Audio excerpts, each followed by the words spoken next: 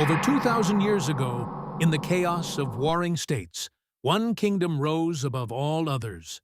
Ruthless, disciplined, and relentless. The Qin Dynasty forged the first unified empire of China. But its glory was short, its rule harsh, and its fall sudden. This is the story of the Qin. The Qin began as a frontier state on China's western edge.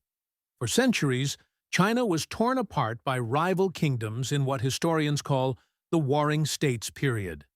Unlike others, the Qin turned weakness into strength.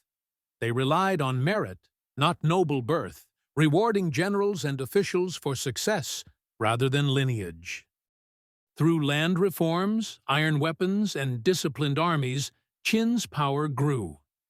And at its heart was a philosophy that demanded order above all: legalism. Legalism was strict and unforgiving. It taught that people could not be trusted to act morally. Instead, the state must rule with harsh laws, severe punishments, and absolute loyalty to the ruler.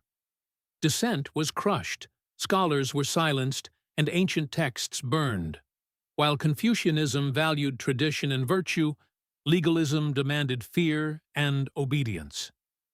Out of this system rose a man who would change history.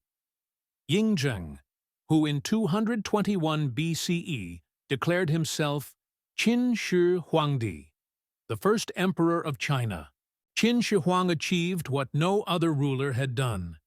He crushed rival states one by one, uniting China for the first time. With victory came reforms: a single writing system, a standardized currency, weights and measures, and even the width of cart axles, all designed to unify the empire. He began building the Great Wall, linking regional defenses into a massive barrier against northern tribes. He created vast road networks, canals, and infrastructure to move armies and goods swiftly across the empire. And for his afterlife, he built one of the greatest wonders of the ancient world: the terracotta army. Thousands of life-sized clay soldiers guarding his tomb. But this glory came at a cost.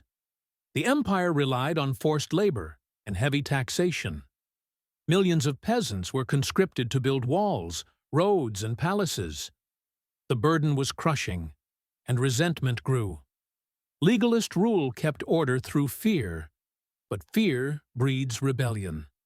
While Qin Shi Huang lived, his power held firm.